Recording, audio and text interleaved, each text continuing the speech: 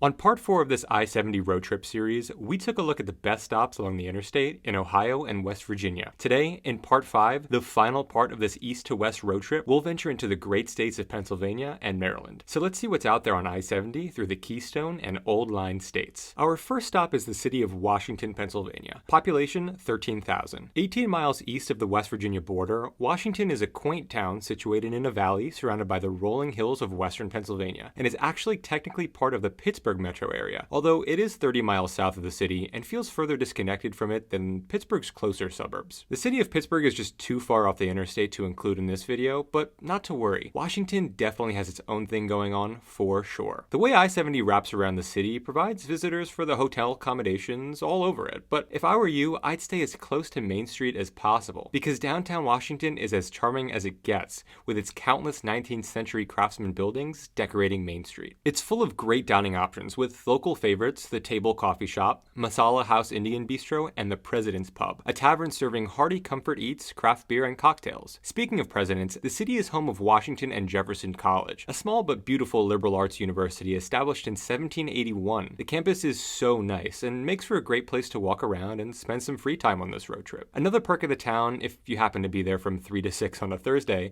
is their farmers market. With 21 permanent vendors and a handful of rotating ones, you just love to see a city of this size home to a farmer's market. The town also is home to the Washington County Fair every August, as well as the Tanger Outlet Mall and the Pennsylvania Trolley Museum, so there really is somewhere for everyone here in Washington. But if you're a baseball fan, be sure to check out Wild Things Park, where you can catch a game hosted by the Washington Wild Things of the Frontier Baseball League right off the interstate. 114 miles east of Washington on I-70 is our next stop, Bedford, Pennsylvania, home to just under 3,000 residents. Bedford is low-key one of the best stops on this I-70 road trip, and let's start off with its interstate oddity and historic landmark, the Big Coffee Pot. Don't you just love stuff like this? Built in 1927, the 18-foot-high coffee pot was originally a lunch place adjoining a gas station. In 1937, it became a bar with a hotel behind it. Truly a unique attraction. But perhaps more importantly, Bedford has a fantastic downtown, home to Pitt Street. And no joke, nearly every building on Pitt Street is on the National Register of Historic Places. And I mean, I get it. Just look at the grandiosity of it. This looks like a downtown of a city with 30,000 people, not a mere 3,000. But that's because Bedford was once home to important war generals and major conflicts during the French and Indian War, with many of the structures being completed in the late 17 and early 1800s. Fort Bedford is one of those such structures. Located on the north end of downtown, Fort Bedford was a star-shaped French and Indian War-era British military log fortress erected the summer of 1758, and provided protection to British supply lines on Forbes Road, a pioneer trail built by the British during their invasion of the Ohio country and campaign against the French garrison in Fort Duquesne. Today, the site hosts a museum with exhibits on regional development, culture, and war history. There is so much great shopping, dining, and entertainment to be found in downtown Bedford too. Local favorites include Hebrew's Coffee Company,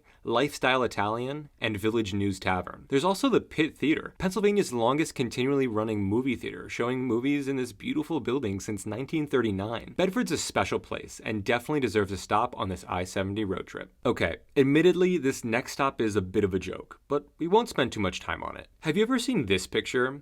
It's been circulating in memes, mostly within the urbanist anti-car social media spaces. It's kind of become a world-famous picture that people say summarizes everything wrong with America, or whatever. Well, this picture is of Breezewood, Pennsylvania, our next stop. The town doesn't have many residents, just 178 as of the 2020 census. The sole purpose of Breezewood is to provide goods and services to cross-country travelers. It's a rest stop with as many food and gas choices as you could possibly need. And while I can see why this place has sort of become the laughingstock of the US, I don't know. I'm willing to play devil's advocate for a second and say without places like this to refuel and eat up, would we even be able to do a cross-country road trip? Some towns just know their purpose, and well, Breezewoods is pretty apparent. But I don't know, there's something kind of captivating here. Am I crazy for saying that? Probably.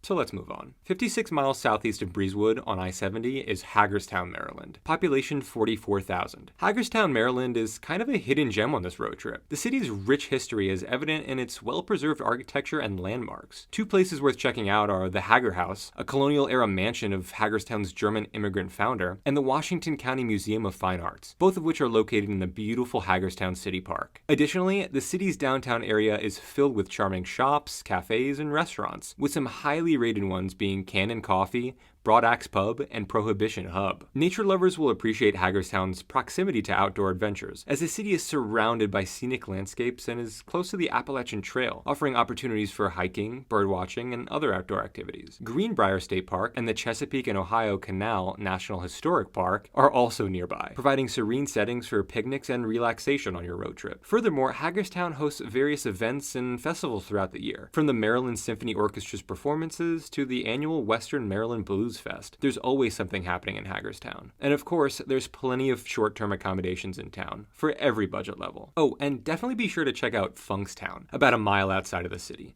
Not for the downtown or scenery or anything, just to say you've been to Funkstown.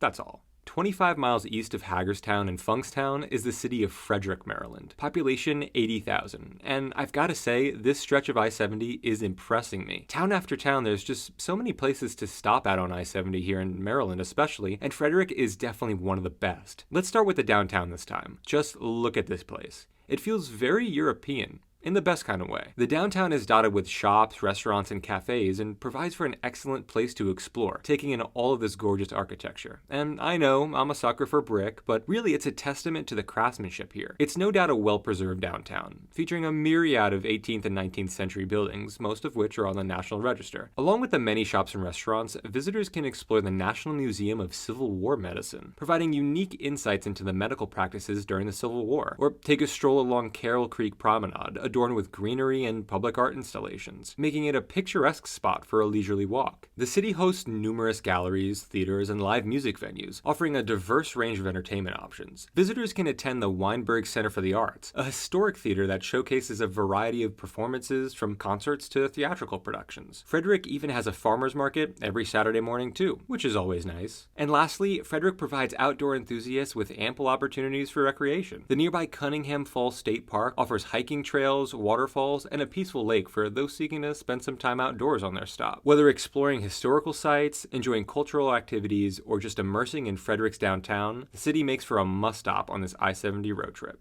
And finally, it's been over a year in the making, the last and final stop on this I-70 road trip. Baltimore, Maryland, population 577,000. And boy, are we ending on a high note here. With its long history, unique architecture, and diverse attractions, Baltimore really does have so much to offer visitors, and I feel like it gets a worse rap than it deserves. Nestled along the picturesque Chesapeake Bay, this city seamlessly blends the old and the new. The historic charm of neighborhoods like Fells Point and Federal Hill transport visitors to a bygone era. The cobblestone streets of Fells Point, for example, echo with the tales of the past, providing a delightful stroll through time. And just take a look at the atmosphere here. With its countless shops, restaurants, and hotel choices, this is where you should stay when you're visiting the city, so you get the most out of it. Some highly recommended restaurants within the historic Harbor neighborhood are Bunny's Buckets and Bubbles for some great Southern-inspired New American, Thames Street Oyster for some of the best seafood in town, and Max's Tap House, a local pub with huge rotating selections of draft and bottled beers, plus barbecue, patio seating, and even some karaoke nights. Beyond its historical allure, Baltimore is full of cultural energy, evident in its thriving art scene and world-class museums. The Baltimore Museum of Art and the Walters Art Museum showcase an impressive array of artistic masterpieces, ranging from ancient artifacts to contemporary works, making it a fantastic stop for art enthusiasts. Of course, a stop in Baltimore isn't complete without taking part in at least one of the city's infamous sporting events. Whether it's watching the Baltimore Ravens battle it out at M&T Bank Stadium or watching the Orioles across the street in historic Camden Yards, Baltimore is a great city for some sports fun. The city has so many great neighborhoods and parks within the downtown area. One such neighborhood, Federal Hill, offers a ton of great dining options, most of which are situated in craftsman, wooden, and brownstone structures, making it a great area to spend some time in Baltimore. Federal Hill is also where you'll find one of Baltimore's many food halls in Cross Street Market, as well as Federal Hill Park, home to the Maryland Science Center for the kids,